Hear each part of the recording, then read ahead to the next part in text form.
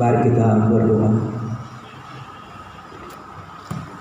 Sungguh kami bersyukur, ya Tuhan Allah kami, kalau pada kesempatan yang indah ini Tuhan izinkan kami seluruh jemaat-Mu roti hidup dapat berkumpul di tempat-Mu yang kudus, di tempat ini, di dalam kami memuji memuliakan nama Engkau. Dan saat ini ya Tuhan, saatnya kami mau merenungkan kebenaran firman-Mu. Kiranya Tuhan berkati setiap kami, kiranya Roh Kudus-Mu memimpin setiap kami, sehingga kami dapat fokus di dalam merenungkan, memahami kebenaran firman-Mu. Kuduskan, sucikan setiap kami ya Tuhan, agar kami berkenan di dalam membaca firman-Mu, sehingga firman itu terus bertumbuh di dalam kehidupan kami dan kami praktekkan di dalam kehidupan hari lepas hari. Berkati juga hamba-Mu yang terbatas dalam berkata-kata di dalam menyampaikan firman ini. Pakai lidah bibir hamba-Mu, sehingga apa yang diucapkan oleh hamba sesuai seluruh dengan kehendak-Mu ya Tuhan. Kami serahkan waktu pemberitaan firman ini dari awal pertengahan hingga akhirnya. Biarlah nama Tuhan dipuji, ditinggikan di dalamnya, dan biarlah Roh Kudus-Mu memimpin setiap kami. Ini doa kami, hanya di dalam nama Tuhan Yesus, Juru Selamat kami yang hidup, kami telah berdoa dan mengucap syukur. Amin. Salam, selamat pagi Bapak Ibu. Bagaimana kabarnya? Baik. Baik ya.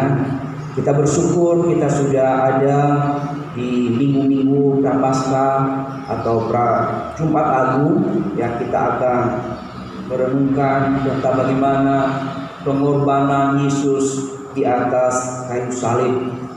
Mari Bapak Ibu, saya mengajak kita pada pagi hari ini membuka Alkitab kita di dalam Matius pasal 27. Ayatnya yang pertama hingga ayatnya yang ke-8.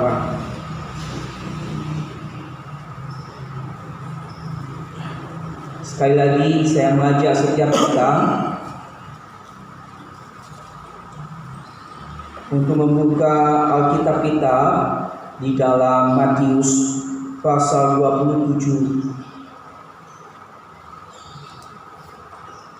Ayatnya yang pertama hingga ayatnya yang ke-8.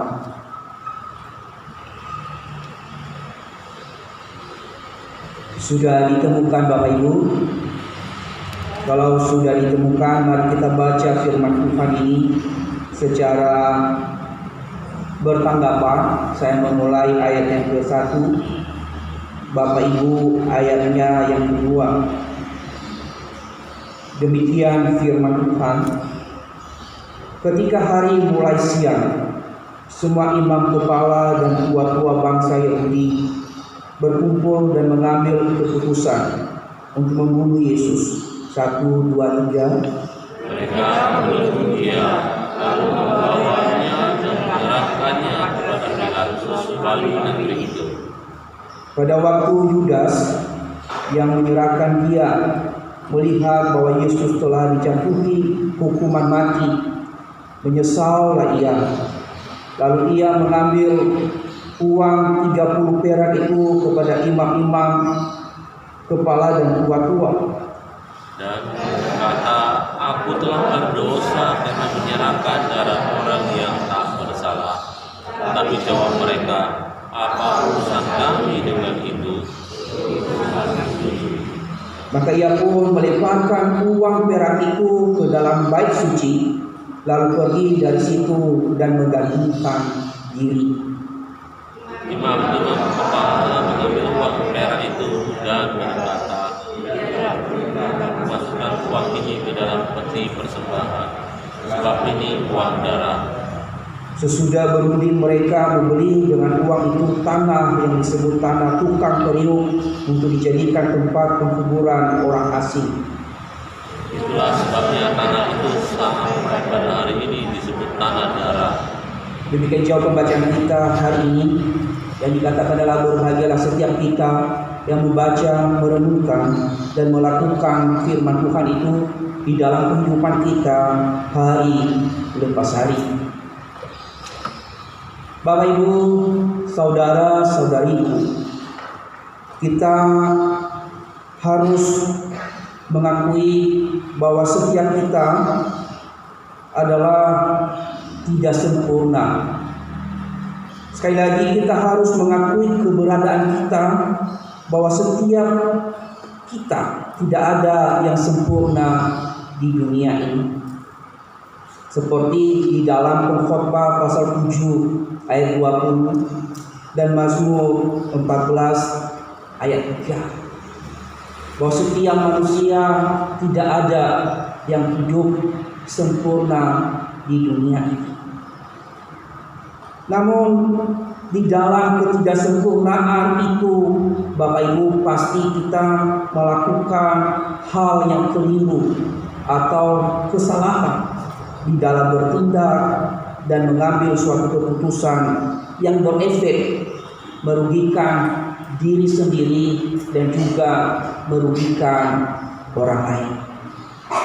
Sekali lagi, di dalam ketidaksempurnaan kita seringkali keliru, salah, lalai di dalam mengambil satu keputusan di dalam hidup ini.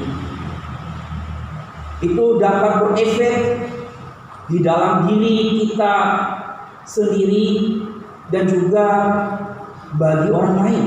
Misalnya Bapak Ibu, kekeliruan dalam memilih usaha atau pekerjaan, kekeliruan dalam memilih kampus dan jurusan yang harus ditempuh, kekeliruan juga dalam memanfaatkan waktu bekerja dengan baik saat masih muda, dan juga di dalam mengatur dan mengelola keuangan, dan kekeliruan di dalam membina rumah tangga, dan banyak hal lain yang membuat kita keliru, salah di dalam mengambil sebuah keputusan di dalam hidup. Tentu tadi didasarkan karena kita ini adalah tidak sempurna. Ada kelemahan, ada kekurangan. Nah, tentu di dalam semua contoh yang sudah saya sampaikan tadi, salah satunya adalah ketika kita keliru di dalam memanfaatkan waktu, di dalam bekerja dengan baik. Ya, hampir rata-rata di tempat ini adalah sudah orang tua dan sudah umur di atas saya. Mungkin di dalam umur yang sudah tua ini baru terasa, kalau saya masih muda, sudah bekerja dengan baik, mungkin nasib saya tidak seperti ini. Ya, baru timbul penyesalan di akhir masa tua. Itu salah satu kekeliruan. Ya, maka dalam hal itu, tentu ketika kita menyadari bahwa kekeliruan yang kita lakukan, kesalahan yang kita lakukan hanya berujung pada penyesalan. Hanya berujung pada penyesalan. Ya. Bagaimana lagi?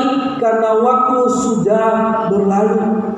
Waktu tidak bisa berputar kembali, Bapak Ibu. Jadi di saat kita mengambil satu keputusan salah, maka ujungnya adalah penyesalan di dalam hidup kita. Seperti pepatah yang mengatakan, Bapak Ibu, penyesalan selalu datang terlambat. Penyesalan selalu datang terlambat. Seperti tema firman Tuhan hari ini yang akan kita renungkan secara bersama-sama di dalam firman Tuhan hari ini. Penyesalan memang selalu datang terlambat. Bapak Ibu pernah menyesal? Pernah menyesal Bapak Ibu? Pernah ya. Pasti kita sekali lagi tadi bahwa kita ini orang yang tidak sempurna. Pasti kita pernah melakukan kekeliruan di dalam bertindak, di dalam mengambil keputusan dalam hidup. Maka kita pasti berujung pada penyesalan. Ya. Di dalam firman Tuhan hari ini kita melihat tentang bagaimana juga Yudas Iskariot yang bertindak keliru, yang bertindak di dalam melakukan kesalahan, dia menyesal juga. Ya. Ketika dia sadar bahwa apa yang dia lakukan, bahwa apa yang dia buat, dan sadar, barulah timbul penyesalan. Nah, kita harus tahu Bapak Ibu bahwa kekeliruan yang dilakukan oleh Yudas Iskariot ini adalah kekeliruan ketika dia menjual atau mengkhianati sang guru, yaitu Tuhan Yesus Kristus. Siapa Yudas? Yudas Iskariot adalah salah satu murid Tuhan Yesus, atau salah satu dari 12 murid Tuhan Yesus yang dipilih langsung oleh Tuhan Yesus untuk mendampingi dia di dalam melakukan pelayanan saat itu. Yudas juga bukan hanya sekedar murid yang biasa, Bapak Ibu. Yudas bukan hanya sekedar murid yang hanya ikut-ikutan. Yudas Iskariot adalah murid yang dipilih, ditetapkan oleh Allah untuk ambil bagian di dalam pelayanan yang Tuhan Yesus kerjakan. Dan kita tahu bahwa Yudas ini adalah dipercayakan sebuah kepercayaan yang berharga. Kepercayaan apa yang dipercayakan kepada Yudas Iskariot, Bapak Ibu? Kepercayaan yang diberikan kepada Yudas di antara para murid yang lainnya adalah dijadikan sebagai bendahara para rasul. Dijadikan sebagai bendahara para rasul dan murid Tuhan Yesus atau Yesus saat itu di dalam melakukan pelayanan. Ini adalah salah satu kepercayaan yang luar biasa yang dipercayakan kepada Yudas sebagai bendahara para murid dan bendahara Tuhan Yesus di dalam pelayanan. Berharga bukan? Berharga. Mulia enggak? Mulia. Tidak semua orang bisa dipercayakan untuk menjadi seorang bendahara. Tidak semua orang bisa dipercayakan sebuah tanggung jawab di dalam pelayanan yang akan dikerjakan. Tetapi Yudas dipercayakan sebuah tanggung jawab yang besar untuk menjadi seorang bendahara para murid Yesus. Kalau kita membaca di dalam Yohanes, Bapak Ibu, di sana dijelaskan bahwa dia adalah seorang bendahara, ya, bendahara yang baik, bendahara yang dipercayakan oleh para murid atau Tuhan Yesus saat itu. Di dalam Yohanes 12 ayat yang kelima dan kelima. Namun Bapak Ibu, di tugas yang dipercayakan sebagai bendahara, Yudas tidak memanfaatkan kepercayaan itu dengan baik. Yudas tidak melakukan tugas itu dengan benar. Tetapi apa yang dilakukan oleh Yudas yang Bapak Ibu tahu adalah Yudas menyalahgunakan kepercayaan yang diberikan oleh Tuhan Yesus dan para murid. Dia mengambil uang yang dipercayakan untuk dipegangnya. Di dalam Yohanes 12 ayat 6. Dia sering mengambil, mencuri uang yang dipegangnya atau kas para murid saat itu untuk kebutuhan diri sendiri. Untuk keperluan diri sendiri. Kalau tadi dipercayakan tugas yang mulia, tetapi Yudas salah di dalam melakukan tugas yang dipercayakan. Justru dia mengambil kas yang dipercayakan untuk dipegang untuk kebutuhan diri sendiri. Jadi Bapak Ibu, Yudas adalah seorang bendahara yang tidak jujur. seorang bendahara yang korupsi, seorang bendahara yang tidak bertanggung jawab, yang suka mengambil keuntungan bagi dirinya sendiri. Dan inilah titik kelemahan Yudas yang membuat Yudas mengkhianati Yesus, yang membuat Yudas menjual Yesus karena cinta uang. Karena cinta uang. Titik kelemahan Yudas, dia tidak bisa bangkit. Dia terus hidup di dalam titik kelemahannya karena dia suka uang besar. Dan karena cinta uang, Bapak Ibu, kalau kita membaca di dalam kitab Injil ini, membuat Yudas Iskariot gelap mata. Gelap mata karena cinta. Jadi inilah penyebabnya, apa yang membuat Yudas Iskariot mengkhianati sang gurunya yang sudah bersama-sama selama ini di dalam melakukan pelayanan. Dua hal yang saya lihat di dalam diri Yudas yang membuat dia menyelirit di dalam menjadi seorang murid yang sejati, di luar apa yang sudah ditetapkan Allah bagi dirinya sebagai alat yang dipakai oleh iblis untuk menyerahkan Yesus. Hal yang pertama yang kita bisa lihat yang membuat Yudas mengkhianati dan menjual gurunya kepada para tua dan para imam-imam Yahudi saat itu, yang tidak suka, yang tidak senang dengan keberadaan Yesus saat itu. Hal yang pertama yaitu adalah kembali tadi, Yudas terlalu cinta uang. Yudas terlalu cinta uang. Bukan berarti orang tidak membutuhkan uang, tetapi Yudas memiliki kecintaan uang di dalam hidupnya. Uang adalah prioritas utama di dalam kehidupan Yudas.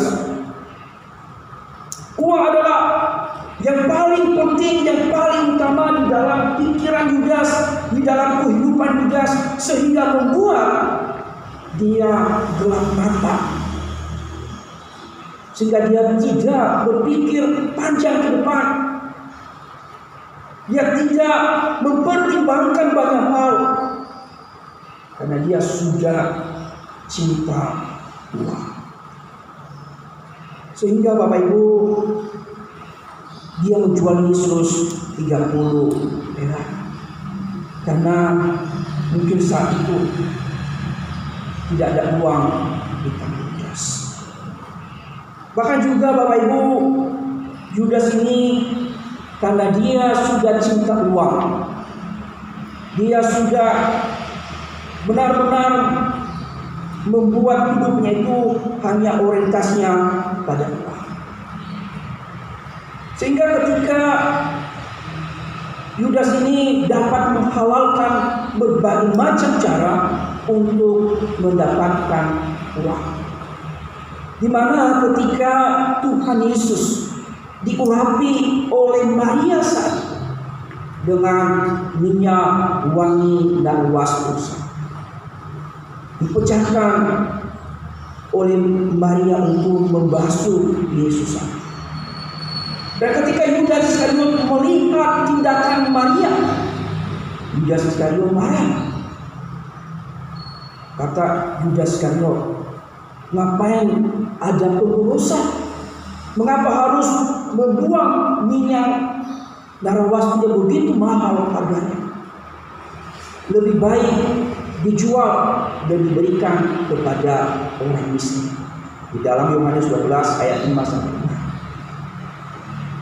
Dikatakan itu bukan untuk menolong orang miskin, Bapak Ibu, karena ada motivasi tersembunyi di dalam keinginan cinta uang. Kalau minyak darah waktu dijual dengan harga yang begitu mahal, pasti nanti kasnya atau uang itu dititip ke Yudas untuk disimpan, dengan alasan nanti diberikan kepada orang miskin. Tapi tahu-tahu nanti Yudas yang dia dikatakan mencuri, mengambil untuk kebutuhan dirinya. Nah, jadi dia beralasan banyak alasan yang dibuat oleh Yudas Iskariot supaya dia bisa dapat uang. Jadi Yudas Iskariot ini adalah buta mata, gelap mata karena sudah cinta. Jadi sehingga dia tidak dikatakan sebagai bendahara yang baik. Tapi kalau bendahara roh hidup adalah bendahara yang jujur ya. Bendahara yang baik ya. Kalau Yudas adalah bendahara yang tidak jujur, dia sering mengambil uang, di dalam kasih yang pegang, tetapi bendahara kita bukan mengambil, justru menambah. Amin. Jadi Bapak Ibu, itulah penyebabnya Yudas ini nanti yang membuat dia gelap mata di dalam mengkhianati Yesus. Yang kedua Bapak Ibu adalah yang membuat Yudas mengkhianati Yesus, menjual Yesus adalah kemarahan dan sakit hati. Marah, sakit hati. Di mana Yudas Iskariot ini marah dan sakit hati? Di dalam tadi Yohanes pasal 12 ayat 6 atau ayat 5, di mana ketika Maria mengurapi Yesus dengan minyak, uang yang begitu berharga, Yesus menegur para murid sakit. Yesus menegur Yudas bahwa janganlah sesahkan Maria, dia sudah memberikan yang terbaik untuknya. Karena dia ditegur oleh Yesus, karena dia dihalangi oleh Yesus untuk mendapatkan keinginan yang dia inginkan, membuat Yudas marah, sakit hati, karena keinginannya tidak tercapai untuk mendapatkan uang. Dikatakan di dalam Matius pasal 26 Bapak Ibu, ketika Yesus menegur Yudas Iskariot, dia pergi kemana? Di dalam ayat 14 dan ayat 16. Mari kita lihat sama-sama. Matius 26 ayat 14 dan 16. Ketika Tuhan Yesus menegur dia, janganlah sesahkan Maria. Dan dia marah, dia sakit hati, keinginan tidak tercapai. Lalu dia dalam mata, dia pergi kepada para imam, para tua-tua Yahudi untuk bersekongkol, untuk menyerahkan Yesus kepada mereka. Dan dibayar berapa? 30 perak. Mari kita baca di dalam Matius 26 ayat 14 sampai ayat yang ke-16. Kita tolong Ibu Krisma untuk membaca untuk kita. Matius 26 ayat 14 sampai 26.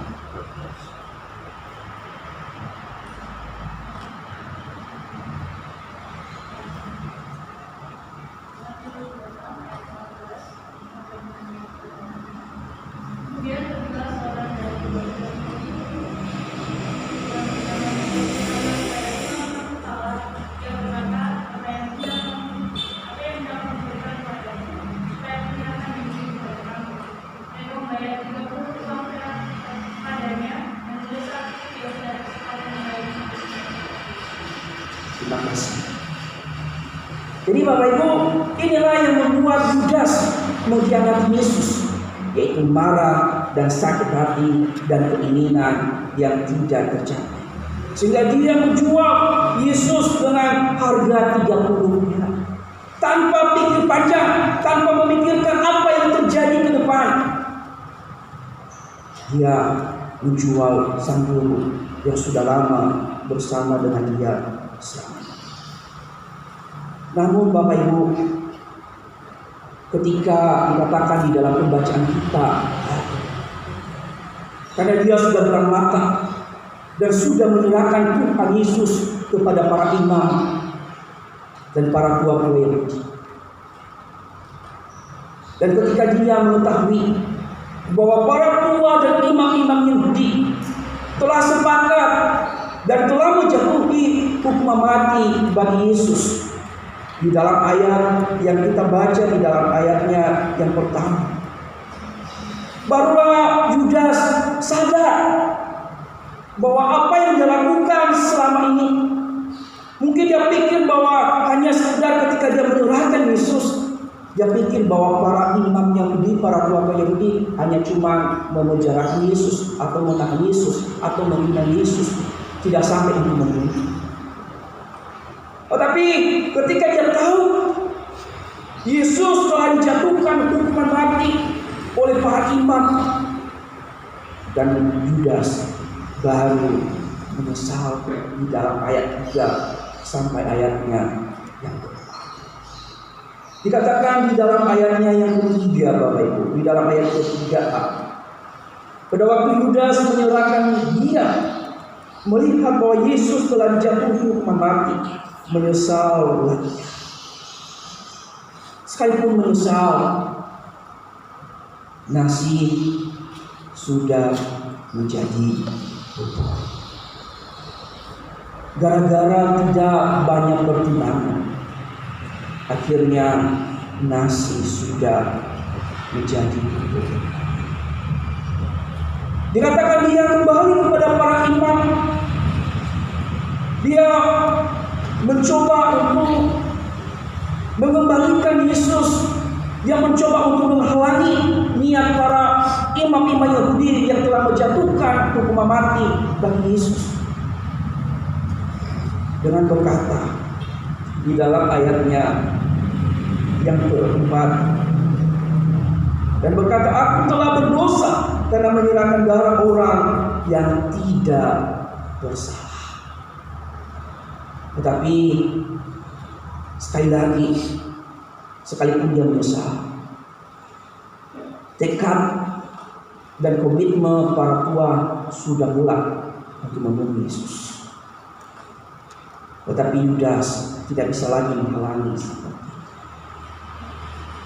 Menyesal Yudas, menyesal amat dalam, karena hanya gara-gara cinta uang, marah dan sakit hati, mengambil kekeliruan, mengambil keputusan yang salah di dalam hidup.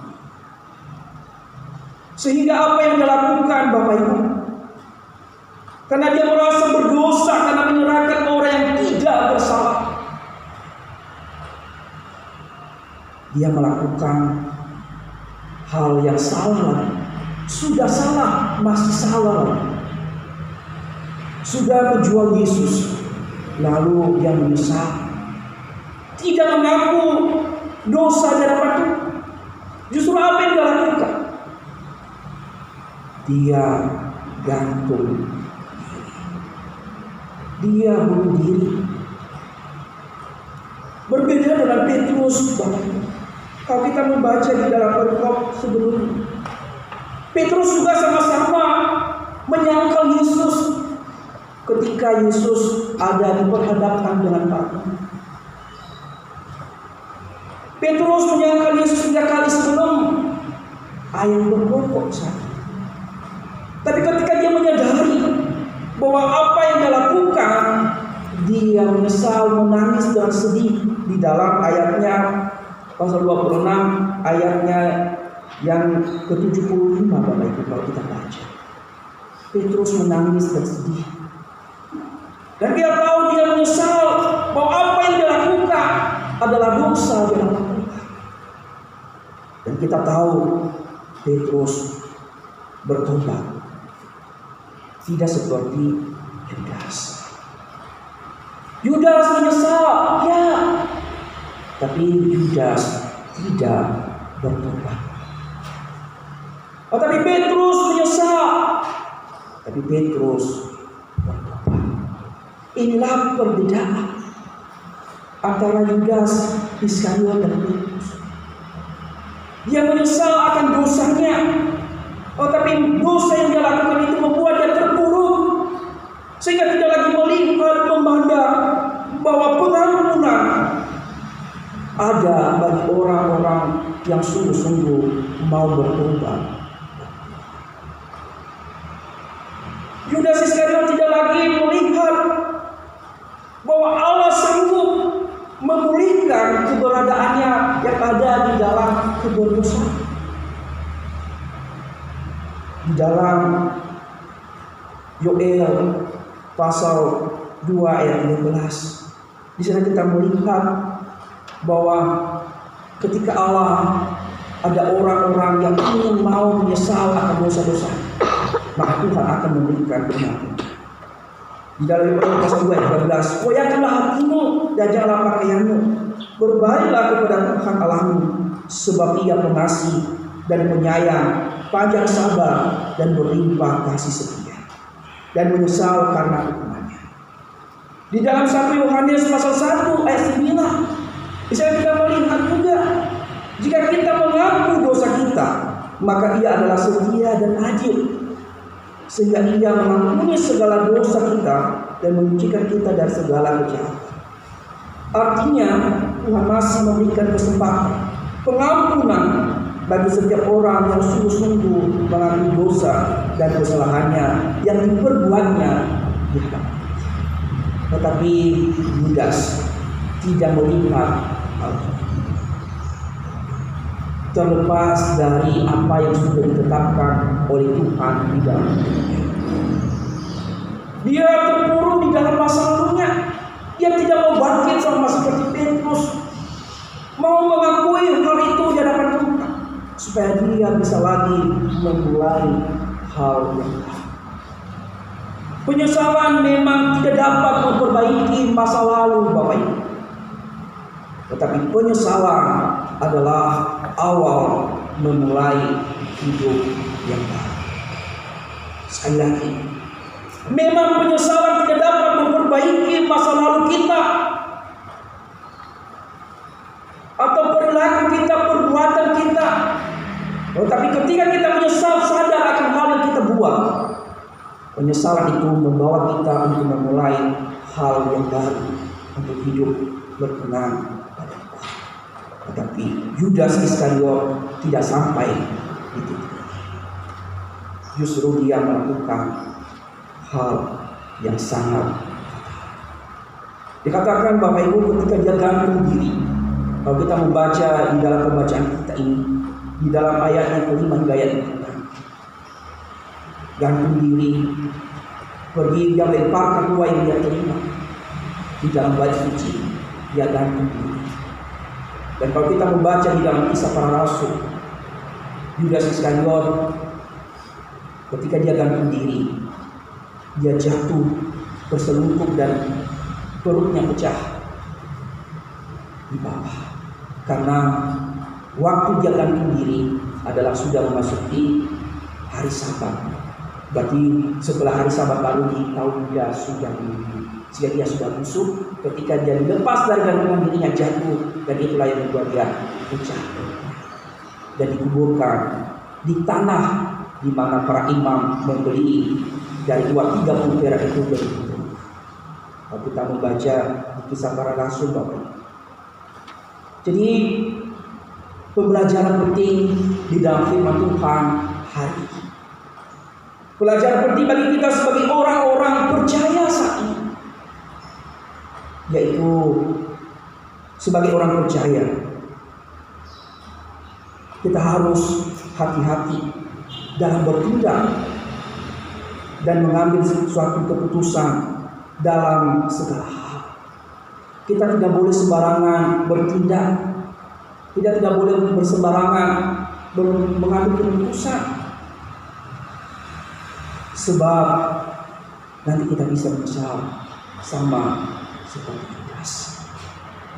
Dan penyesalan itu kita tidak bisa lagi memperbaikinya. Jangan kita mengambil keputusan di saat kita marah, di saat kita sakit hati. Itu akan hasilnya akan fatal, Bapak.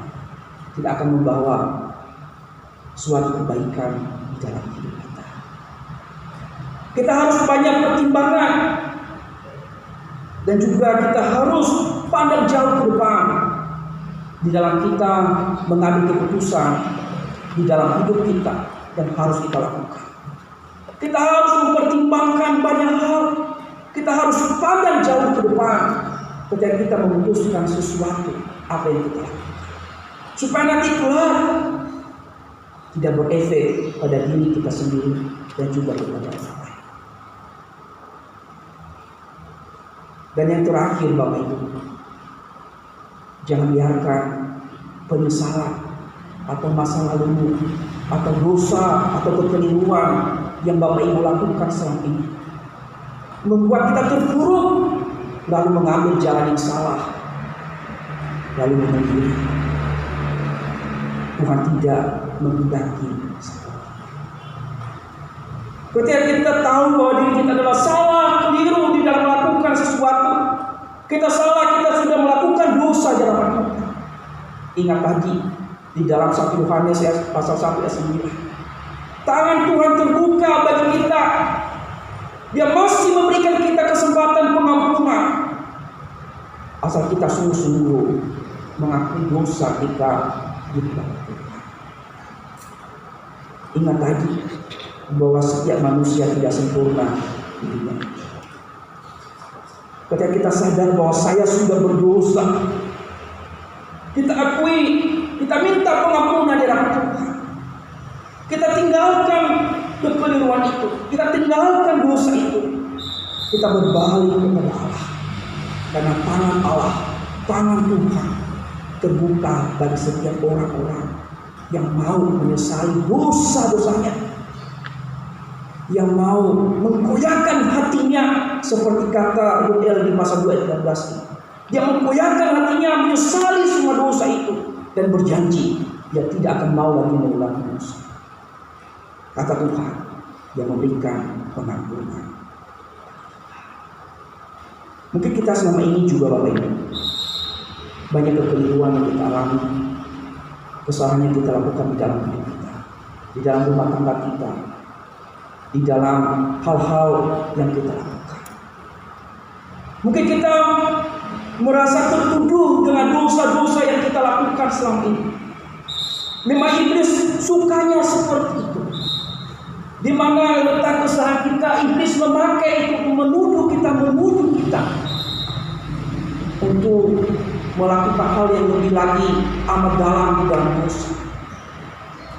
Tetapi ketika kita sadar dan menyesali itu, sama seperti Petrus, Tuhan memberikan kita pengampunan.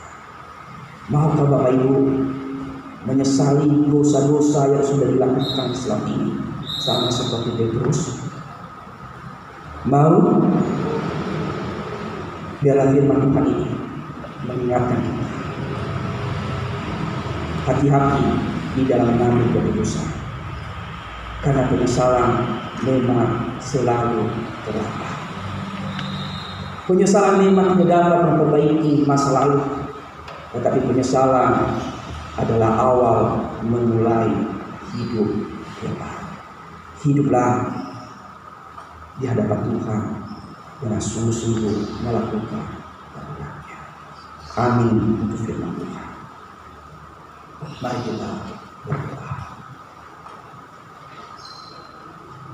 Bapa yang baik, Bapa yang mengasihi kami sungguh bersyukur untuk kebenaran firman Tuhan yang mengingatkan kami, yang meneguh kami pada pagi hari ini, agar kami sebagai orang percaya, sebagai umat tebusan Tuhan, agar kami berhati-hati di dalam mengambil keputusan di dalam hidup kami, agar kami tidak salah di dalam menentukan arah yang kami lakukan. Jika selama ini kami mengalami kekeliruan dalam hidup kami, melakukan kesalahan, ampuni kami, agar kami dapat layak di hadapan Tuhan dan tetap menjadi anak yang setia di dalam Tuhan. Tuhan berkati setiap kami, berkati seluruh jemaat Tuhan yang sudah mendengar firman Tuhan hari ini. Dalam firman Tuhan ini terbuka di dalam hati mereka, sehingga mereka dapat melakukannya di dalam kehidupan lepas pribadi, bahkan juga di dalam kehidupan rumah tangga, dalam kehidupan pekerjaan, dalam kehidupan usaha. Biarlah setiap jemaat Tuhan yang sudah mendengar firman ini, dalam mereka di dalam penyesalan akan dosa, mereka memulai hidup yang baru yang berkenan di hadapan Tuhan. Ini doa kami hanya di dalam nama Tuhan Yesus, Juru Selamat kami hidup. Kami telah berdoa dan mengucap syukur. Amin. Kita kembalikan kepada kami.